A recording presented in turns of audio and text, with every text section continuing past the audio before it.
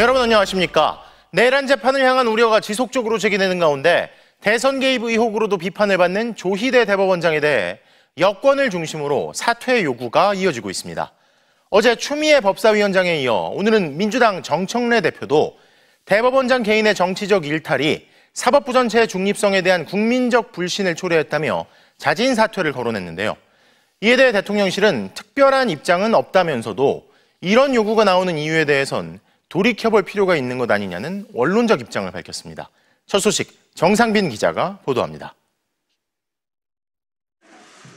여당은 당대표까지 나서 조희대 대법원장의 사퇴를 압박했습니다.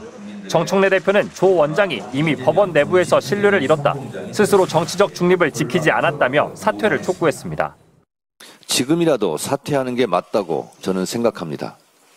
지난 대선 직전 대법원이 이재명 후보의 선거법 위반 사건을 유죄 취지로 파기환송한 뒤 여권에서는 선거 개입 의혹이 제기됐습니다.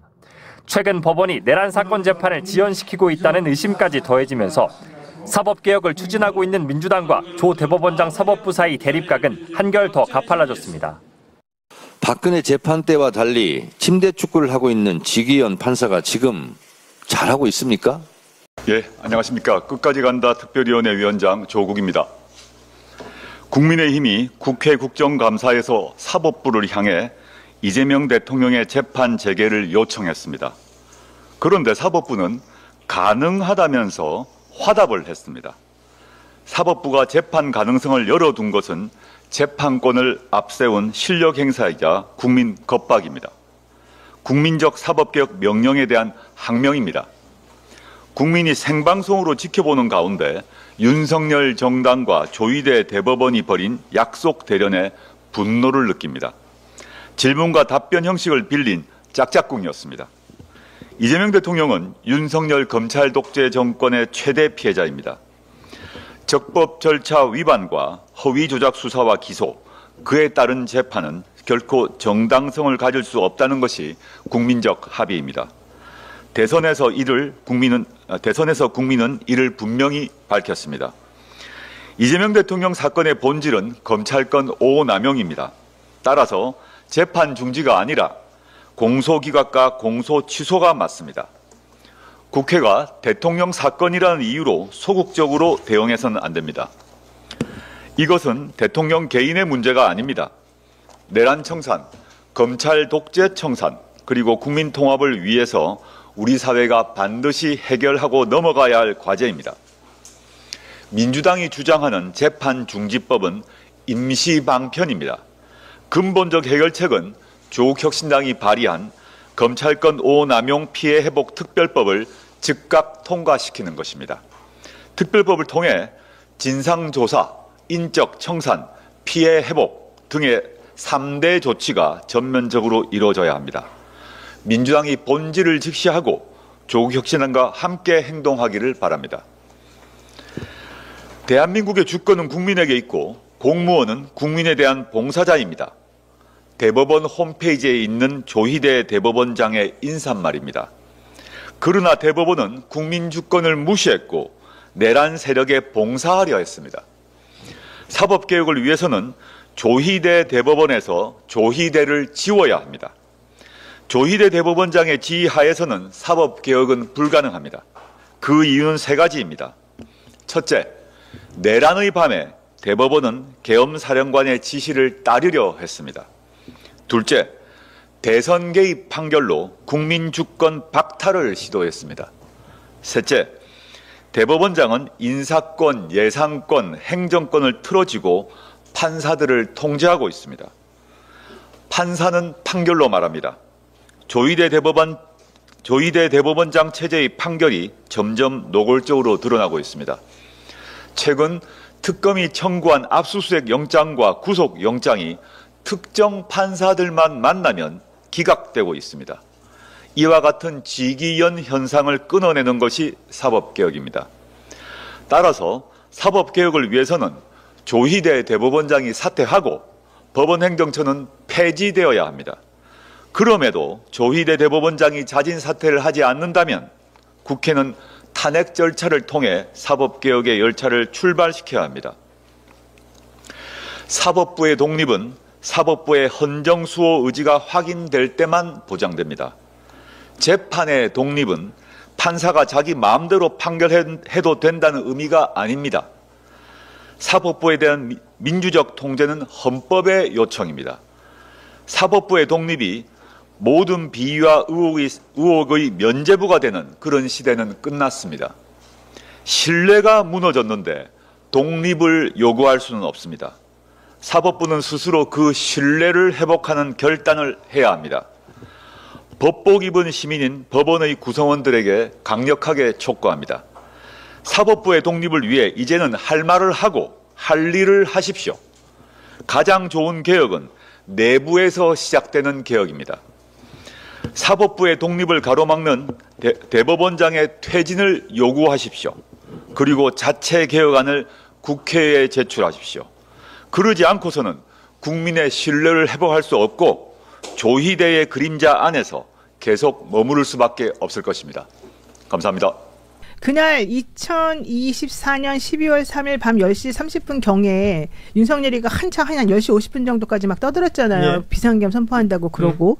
그런데 그거를 KTV에서 4시간 전에 녹음을 해놨었다고 그러고. 4시간 전에 알고 있었다. 그러니까 어쨌든 자기네끼리 이제 이렇게 아는 사람 몇 명이 이제 있었다는 건데. 그리고 난 다음에 그게 나왔을 때 만약에 사법부가 전혀 그 내용을 몰랐다 그러면 그 10시 반 11시 정도 됐을 때는 이들이 이미 집에 가 있을 때잖아요. 대법관들이. 예. 그러면 그분들을 다 다시 불러 모아가지고 회의를 갑자기 시작을 했다는 거는 이 사람이 11시 좀 넘어서 이제 왔다는 거고. 그랬는데 조선일보하고 채널A에 그날 속보가 나왔어요. 합법이라는 걸 전제로 아까 하는 것처럼 이거 우리가 군사법원에 넘겨줘야 된다. 이 재판 관할 거는. 이런 걸 자기네가 논의를 하고 있다는 얘기를 조선일보에 0시 46분에 나오고 채널A 속보로는 0시 33분에 나왔어요. 그러니까 대법원의 당시의 반응이라는 것이 맞습니다. 예, 그러니까 12월 4일 0시 예, 조금 넘은 시간에 속보로 나왔다. 그러니까 그게 예. 속보만으로 나온 건 채널A는 그냥 속보로 나왔지만 조선일보는 아주 구체적인 내용이 좀 기재 나왔어요. 내용이 나왔다. 기사로. 그 얘기는 무슨 얘기예요? 11시에 모여가지고 이 대법관들이 회의를 하기 시작했을 텐데 그러면 처음에 너무 놀래가지고 무슨 일이야, 이게 있을 수 있는 일이야, 이거 가짜뉴스 아니야 이러면서 사람들이 웅성웅성거리고 지금 국회 어떻게 돼가고 있어, 이거 국회의원들 이거 해직시켜야 될 텐데 이런 의견을 할 텐데 이런 얘기들을 하고 있어야 되잖아요. 예. 근데 이 사람들 그런 거 하나도 없이 이거 합법이니까 이때는 군사법원에다 관할권 넘겨야 되고 이때는 우리 어떻게 해야 되고 우리는 빠져야 되고 이런 얘기를 했다는 거고 첫 번째. 일종의 업무 분담을 했다. 첫 번째. 아하. 그게 가능하냐는 거예요. 예. 다 그러니까 놀래지도 그냥 않고. 일사불란하게 움직인 거네요. 그러니까 미리 알고 있지 않으면 그렇죠. 그런 얘기를 할 수 없다는 거고, 두 번째로는 12시 좀 넘어서 이미 그 얘기가 언론사에 그 대법원의 그런 얘기가 채널A하고 조선일보는 넘어갔다는 얘기예요. 특히 채널A는 뭐 속보라고 치고 조선일보 이렇게 자세하게 쓸 수 있었다는 거는 뭐예요? 그 내용을 이미 알고 있었다는 거잖아요. 그렇죠. 조선일보도. 예. 이거 되게 신기한 일이에요. 노무현 이야기가 사실합니다. 이거는 대법원장부터 해서 대법관도 전원 사표해야 돼요. 이거 나와요. 이거 성향의 문제가 아니라 전부 사표해야 돼요. 기사에 나오고. 이건 왜냐하면 보도가 남아 있으니까 지금. 보도가 있어요. 그리고 예. 그로부터 몇십 분, 15분 정도 있다가 뭐가 나오느냐? 1시 정도가 아마 우원식 의장이 이거 아니라고 이제 해제했을 그렇죠, 거예요. 해제했죠. 계엄 해제 1시 30분인가 1시간 의견했을 거예요. 네. 그리고 나니까 갑자기 태도가 바뀌어. 이 사법부? 대법원의 이 회의가 대법원 안도 이렇게 바뀌어요. 제목이. 비겁하네요. 아까 이게 비겁의 문제도 저는 뭐 비겁이지만 법원도 마찬가지라고 너무 보는데 무서운 일이에요. 대법관들 회의에서 분명히 회의 자료가 있을 거예요. 최소한의 회의 자료 그거를 밝혀야 되고요. 거기에서 진짜 업무 분장, 이게 합법이라는 가정하에서 업무 분장했다면은 전원 사표해야 됩니다. 이거는 대한민국 대법관으로서의 자격이 없는 사람들이에요. 헌법 해석도 못하는 사람들이 무슨 대법관을 합니까? 예, 지금 이 이야기는 굉장히 중요할 것 같습니다. 앞서 우리 KTV 얘기를 노영희 변호사 잠시 하셨는데 사전에 그 계엄 선포를 하는 것이 녹화됐다라는 것은 확인이 안 되고 다만 KTV 그 당시에 이윤우 전 원장이죠. 뭐 이런 사람들이 한 4시간 전쯤에 그 미리 생중계를 준비하라는 지시를 받았다라는 것이고, 그래서 현장에 있던 직원들에게도 그 얘기가 있었던 거고, 당시에 최재혁 홍보기획수석인가 그랬었죠. 그리고 KTV에도 있었던 이 인물이랑 주고받았던 내용들이 보도가 된 바가 있습니다. 그러니까 이미 4시간 전부터 무언가를 준비하고 있었다라는 건 틀림이 없는 것이고, 그래서 그게 뭐 4시간 전면 한 6시 이렇게 되잖아요. 네. 그때부터 방송 준비를 하라고 했다는 건 뭐가 조건이 갖춰지면 바로 선포를 하려고 했다는 것이고, 그 사이에 우리가 알고 있는 그 국무회의라든지 뭐 국무위원들 불러 모으는 시간이라든지 이런 것들이 있었을 것이다라고 추정할 수 있는 것인데 맞습니다. 자, 그러면 10시가 넘은 시간에 윤석열이 그 국무회의장을 박차고 나가서 계엄 선포를 해요. 그러고 나서 바로 약 1시간쯤 후에 대법원에서 법관들이 회의를 했다는 겁니다. 맞습니다. 그럼 1시간 상간에 이 사람들이 했다는 판단이라는 것이 맞습니다. 자, 우리가 이게 계엄이 진행이 되면 우리는 이런 일을 해야 한다라는 얘기를 했다는 네, 거니까. 합법을 전제로 이 계엄을. 예. 그러면 사법부가 계엄사령관 아래 들어가거든요. 국회만 이 계엄의 통할 아래 빠지는 거고 모든 기관이 가니까 그 후속 조치를 사실상 논의한 거예요. 역사인식도 없는 거예요. 그 제대로 된 판단을 조선일보 못하는 기사를 거예요. 제가 찾았는데요. 보도 시간이 보니까 12월 4일 00시 46분이네요. 아까 내가 말했잖아요. 예, 조선일보가 쓴 기사의 제목을 대법원 비상계엄 관련 긴급 심야 간부회의 진행이라는 제목으로 기사가 있었습니다. 국회 법사위 국정감사에 불출석했다가 동행명령장을 받은 뒤 저녁 늦게 나온 부장판사. 근무 시간 중에 술을 마시고 그다음에 노래방으로 갔다가 불미스러운 일이 생겨서 경찰도 출동하고 이랬다는 거거든요. 깊이 반성하고 있습니다. 사실인가요? 네, 그렇습니다. 제주지방법원 근무 시절 직원 송별회 차 가진 점심이 길어졌다고 설명했습니다. 점심 먹고 복귀할 생각이었는데 술이 과해져서 평소에도 점심시간인데 이렇게 술을 자주 마시나요? 간단히 먹은 적은 몇 번 있습니다. 아, 간단히 먹은 적이라도 있으면 안 되죠. 까마득한 옛날의 얘기라고 생각하는데 아직도 점심 때 술을 먹으면 되겠어요, 판사가? 부적절한 처신은 이뿐만이 아닙니다. 변호사에게 보낸 메시지가 공개됐습니다. 오늘 2차는 쓱 애기 보러 갈까? 이게 애기란 게 무슨 뜻입니까? 특정 종업원을 지칭하는 이야기였습니다. 어디의 종업원이죠? 7080 라이브 카페의 종업원입니다. 이른바 룸살롱이나 유흥주점인 것은 아닌가요? 룸이 없는 완전히 오픈되어 있는 공간이고 대단히 부적절하다는 것은 인정합니까? 네, 신중하지 못한 처신이었다고 깊이 반성하고 있습니다. 뇌물수수 등 비위 의혹에 휩싸인 판사도 있습니다. 200만 원 상당의 막스마라 코트를 95% 할인된 금액 15만 원에 사는데 당사자가 아니라 증인이 김인택 부장판사 여권 사진으로 대리구매하신 거 맞죠? 고가의 명품 옷을 판사에게는 대폭 할인된 가격으로 대리구매해줬다는 건데요. 톰 브라운 바람막이 자켓을 또 증인이 구입합니다. 이번에는 200만 원짜리를 80% 할인받아가지고 40만 원에 샀고 이때도 김인택 부장판사 여권 사진으로 증인이 법인카드로 결제를 했습니다. 그것도 맞습니까? 네, 수사를 받고 있는 상황. 또 해당 판사는 황 씨의 사건을 맡은 변호사와 함께 해외 골프 여행을 간 의혹도 받고 있습니다. 신라면세점 명품 시계 밀수 사건으로 집행유예 선고 받으시고 그 담당 변호사 조용현 변호사 판사 출신입니다. 서울고법 판사 출신 조 변호사와 김인택 판사와 본인 3명이서 히로시마 골프 여행 가신 거 맞죠? 골프비 누가 냈습니까? 법인카드로 결제한 거 맞아요? 왜 신라면세점이 판사 골프 접대합니까? 그 면세점하고는 전혀 관계가 없는. 그럼 본인 카드로 결제했어요?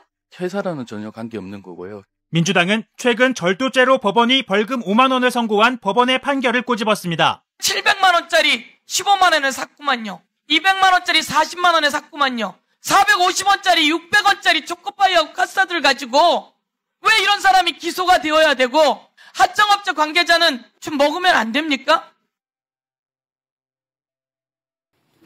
내란숙의 윤석열 피고인의 재판을 담당하고 있는 지기현 판사가 형사소송법을 정면으로 위반해서 내란숙의 윤석열을 풀어주었습니다. 지기현 판사의 이 재판, 나중에 이 판결이 잘못되었을 경우에 그 내란으로 피해를 입은 국민들 그리고 내란 그 기소한 특검이겠죠.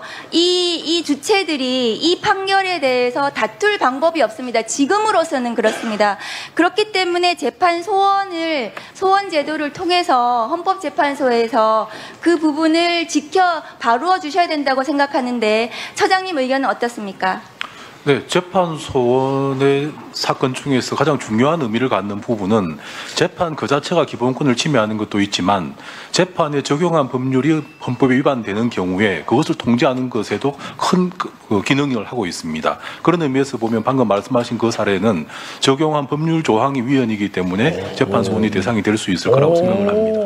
굉장히 그 단정적으로 표현을 했습니다.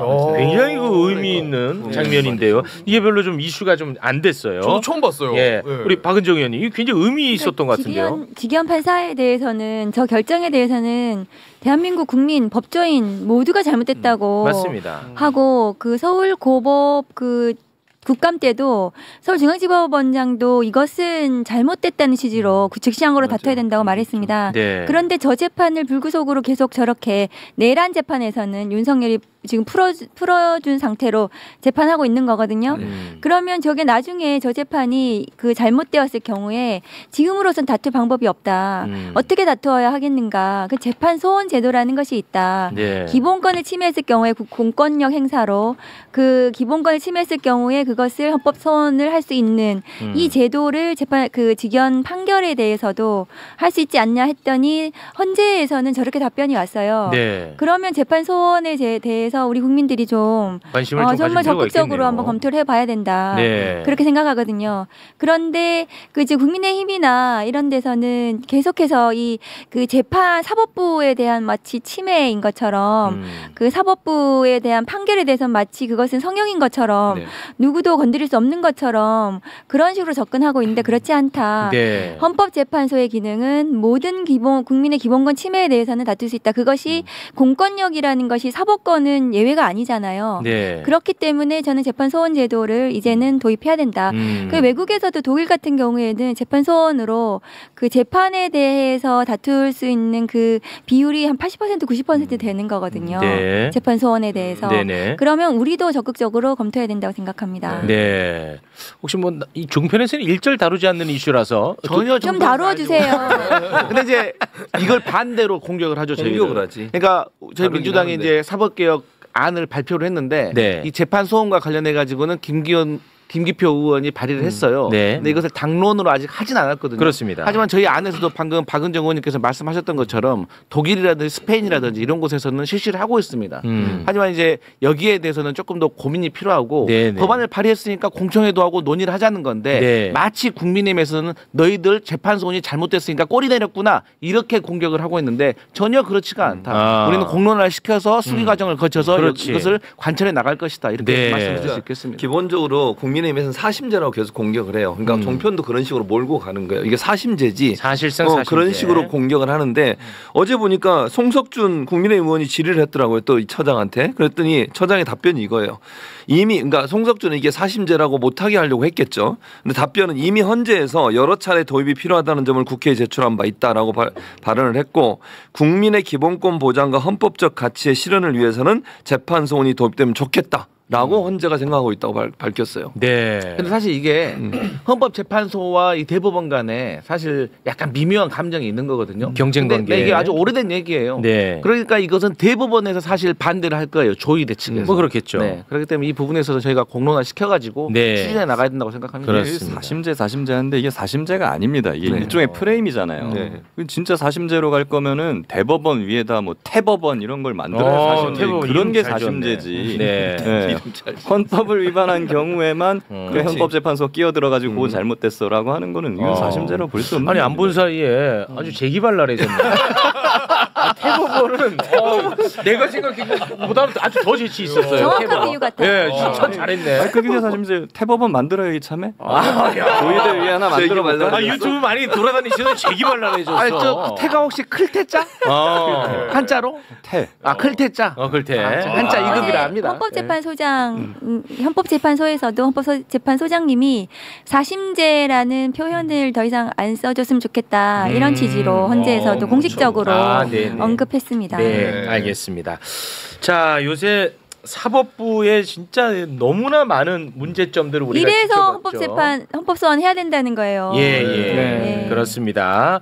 워낙에 지금 나쁜 놈들이 많아서 묻혀버린 나쁜 판사가 한 명 더 있어서 좀 요걸 좀 짚고 가도록 하겠습니다. 네네. 바로 김인택 창원지법 부장판사인데요. 하필이면 이 사람이 그 중요한 명태균 게이트 부장판사야. 그런데 이렇게 중요한 재판을 하는 판사가 뇌물수수 의혹이 있습니다. 이 뉴스타파가 굉장히 열심히 취재하고 열심히 보도했는데 워낙 요새 이제 나쁜 사람들이 많아서 여기 별로 이슈가 안 됐어요. 근데 워낙 중요한 사건을 하는 사람이기 때문에 반드시 다뤄야 됩니다. 네. HDC 신라 면세점의 황재원 팀장이라는 사람이 있는데 이 사람이 저 판사의 여권 사진을 받아가지고 대리로 면세품을 삽니다. 그리고 저 판사가 공항에서 나오면서 수령을 해가는 이거 사실 이게 불법입니다. 이거 하면 안 되는 겁니다. 그런 식으로 해가지고 200만 원 이상의 명품 의류를 싸게 샀고요. 근데 요거 카드 결제를 이 김인택 판사 카드로 결제한 것도 아니야. 그 와중에 또? 그 와중에도 또. 야, 근데 이 한 건만 있는 게 아니라 같은 방식으로 700만 원짜리 의류를 35만 원에. 야, 35만 원에. 그 정도면 짝퉁 아니야? 와, 뭘 어떻게 그렇게 싸게 사? 그리고 이제 더 문제는 뭐냐면 이 김인택이가요. 그 아까 그 황재원 팀장 있죠. 그 황재원 팀장이 개인적으로 사법 리스크가 있을 때마다 두 사람이 해외 여행을 떠납니다. 이거 사법 리스크가 있을 때마다 희한하네. 희한합니다. 예, 그 일본 여행으로 떠난 시점에는 그 황재원 팀장이 어떤 사법 리스크가 있었냐면 HDC 신라 면세점 법인과 함께 명품 시계를 밀수한 혐의로 1심에서 유죄 판결을 받은 상황이었어요. 네. 이 사법 리스크가 있었던 거야. 그리고 중국 여행을 떠난 시점에는 항소심 1차 기일을 앞둔 상태. 그래서 이건 무슨 뭐 조언을 구했을 수도 있고 아니면은 뭐 신분을 활용해서 뭔가 좀 도움을 요청을 했을 수도 있고 그것까지는 모르겠습니다. 아무튼 공교롭게 그럴 때마다 가는 거예요. 그러니까요. 그 말이 안 되는 거죠. 말이 안 되죠. 말씀하시는 것 같이 2월 28일 날 일본 여행을 갔고 5월 달에 5월 3일 날 광저우로 갔어요. 근데 이 두 군데 다 어떤 곳이냐면 골프 관광 많이 가는 곳이에요. 우리나라 사람들이 이제 골프 갈 때 광저우하고 일본에 그 두 군데를 자주 가는데 그래서 이 사람들이 같이 갔고 그 경비도 어떻게 지금 경비가 처리됐는지가 확인이 안 되고 있는 상황이에요. 그러니까 이걸 만약에 황 팀장이 또 자기 돈이나 법인카드로 사용했다면 이것도 문제가 되는 거잖아요. 접대가 되는 거니까. 그렇습니다. 그래서 비용을 누가 냈는지 그걸 공개하는데 아직까지 공개를 안 하고 있고요. 그리고 아까 말한 것 중에 그 옷 두 개 있잖아요. 그 중에 하나는 법인카드로 결제를 했어요. 그건 또 주지도 않았어요. 자기가 줬다고 15만 원을 그 현금으로 줬다고 얘기하고 있거든요. 현재. 근데 그거 빼고 나머지 부분은 또 줬다는 얘기도 없어요. 이런 정황으로 본다면 이건 명백하게 잘못된 행동이고요. 그렇습니다. 처벌받아야 돼요. 이 관련해서 국감장에서 박은정 의원이 황재원 팀장에게 물어봤습니다. 그 장면 잠깐 보고 오겠습니다. 2월 12일 날 인천지방법원에서 신라면세점 명품 시계 밀수 사건으로 집행유예 선고 받으시고 그 담당 변호사 조용현 변호사 서울고법 판사 출신 그 조 변호사와 김인택 판사와 본인 3명이서 히로시마 골프 여행 가신 거 맞죠? 또 둘이서 광저우로 골프 여행 가신 거 맞죠? 그러면 이 골프비 누가 냈습니까? 법인카드로 결제한 거 맞아요? 그것도 지금의 회사라는 전혀 관계 없는 거고요. 지금 본인이 왜 김인택 부장판사한테 이렇게 계속 내리구매해주고 접대해주고 왜 그러시는 거예요? 지금 수사가 그 부분에 대해서도 지금 이루어지는 걸로 알고 있습니다. 일단은 저 대리구매는 관세법상 대리구매 밀수에 대해서 저 김인택 판사가 공범인지에 의심이 드는 거예요. 매우 들죠. 매우 드는 거예요. 그런데 관세청에서 김인택에 대해서 조사조차도 하지 않았어요. 그리고 다른 사람은요? 저 팀장에 대해서만 지금 송치가 돼 있습니다. 와. 그러니까 그 공모 여부에 대해서는 조사가 진행이 안 되고 있고 김인택은 지금 어디에도 그 수사나 조사가 진행이 되지 않고 있는 거예요. 와, 너무하네. 저렇게 했는데도 불구하고 그러니까 지금 아마 법원 윤리감사관한테도 제가 얘기했는데 저것은 뇌물인지 청탁금지법 위반인지 이런 부분에 대해서 관세법 위반인지 밀수 그런 거에 대해서 조사를 해야 되는 거 아니냐 이렇게 제가 또 질의를 했었거든요. 그러니까 대법원에서 너무나 저 봐주기 제 식구 감싸게 하고 있는 거 아닌가 하는 의심이 드는 거예요. 그러니까 이 판사들의 이 일탈이 아니라 비위죠. 이거에 대해서 법원이 제대로 하지 않으면서 이 지금 내란 뭐 재판이라든가 이런 것들은 저런 식으로 하고 있는 거예요. 심각하네. 그러니까 그동안에 우리가 아예 견제를 못했잖아. 그러니까 이거 알고 봤더니 다 썩어 있는 거야. 예, 서울고법원장님께 질문 드리겠습니다. 이전에 그러면 서울고법에서 이재명 후보에 대한 항소심 판결이 있었지 않습니까? 그 기록은 그럼 전부 전자문서화는 됐습니까? 그렇게 알고 있습니다. 전부 전자문서화는 됐습니까? 스캔해서 전자사본을 그렇게 해서 대법원으로 간 것은 맞습니까? 네, 그렇게 알고 있습니다. 네. 화면 좀 올려주세요. 이재명 후보 파기환송심 사건은 많은 의원님들이 지적하셨다시피 대법원에서 상고심이 선고가 됐고 하루 만에 판결 기록이 서울고법으로 왔고요. 그리고 서울고법에서 곧바로 당일날 형사 7부에 배당이 됐고 형사 7부는 또 당일 곧바로 공판기일을 5월 15일 날 지정이 됐습니다.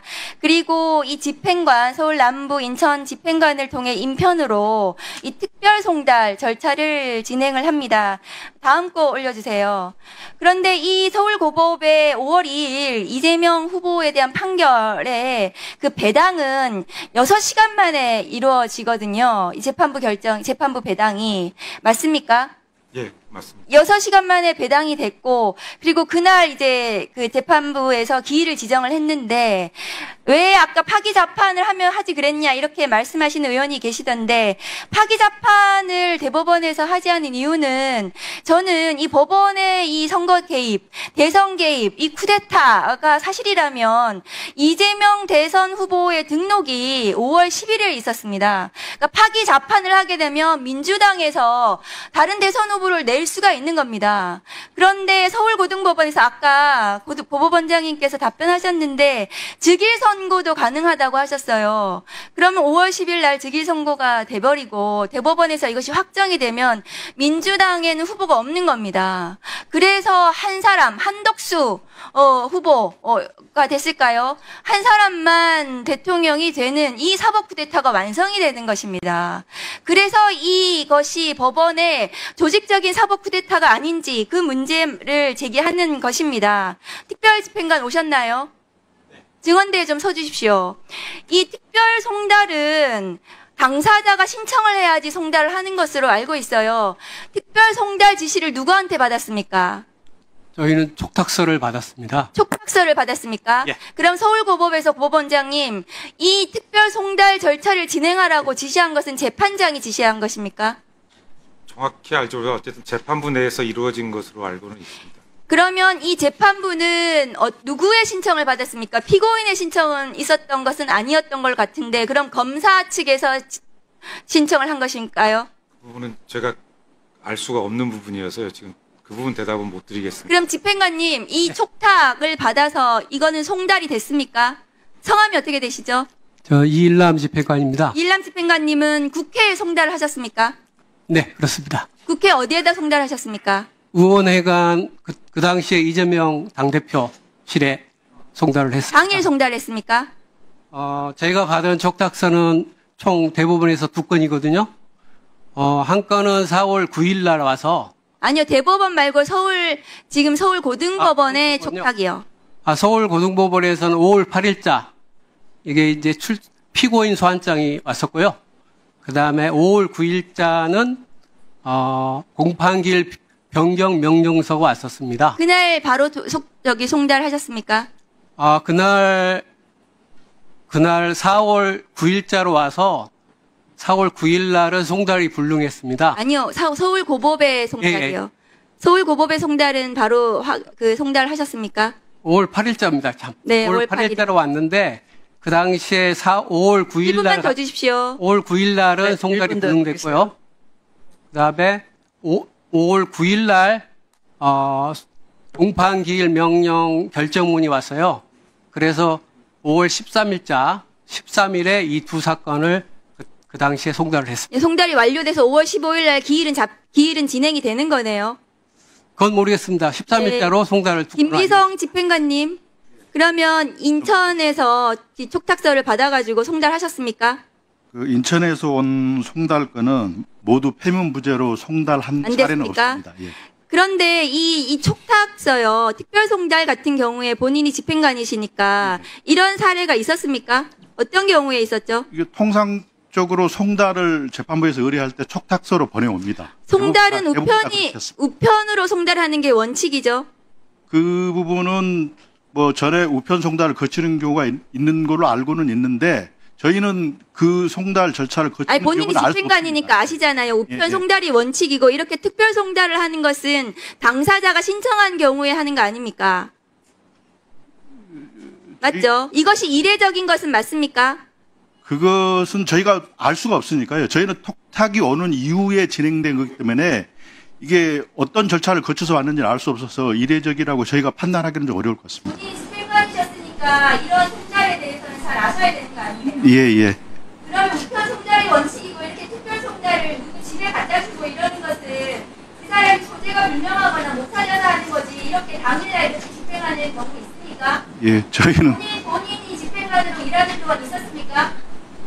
저희는 우편을 거쳤는지 여부를 알 수가 없으니까요. 이게 예. 특별 송달을 본인이 한 적이 있었냐고요? 그런 기억은 없습니다. 예. 네. 현실적으로 이 문제는 어떤 식으로든 봉합이 되든 뭐 어떻게 탈출구를 만들든 이제 정리를 해야 되지 않습니까? 봉합이 되겠습니까? 안 되는 거죠. 네. 어느 한쪽이 이제 죽고 마는 겁니까? 조희대 대법원장 사법개혁 이걸 아닙니다. 제도 그것은 지금 이 문제를 해결하지 않으면 한쪽이 죽고 이런 문제가 아니거든요. 네. 지금이라도 제가 아까 얘기했듯이 제도화해서 토론을 하고 대법원도 참여하고 예를 들어서 이 전문가들도 사법제도에 관심 있는 전문가들도 와서 토론을 할 수 있는 그런 장을 먼저 열어야 됩니다. 그게 오히려 가장 빠른 방법일 거예요. 혹시라도 그 전제 조건으로 지금 사법부에서 박희환 선생님 관련된 대법원에서 우리 절차적 하자가 있었다라고 인정을 하고 아니 그렇게 우리가 그렇게 얘기하면 아무도 인정 안 한다니까요. 계속 쌈박질이나 하고 명분 싸움이나 하고 이 문제가 진전을 얻고 그런 정치판에 이전 투구 진흙탕에서 개들이 싸운다는 게 어떤 모양인지 이해가 되잖아요. 그 이전 투구밖에 안 되죠. 말싸움밖에 안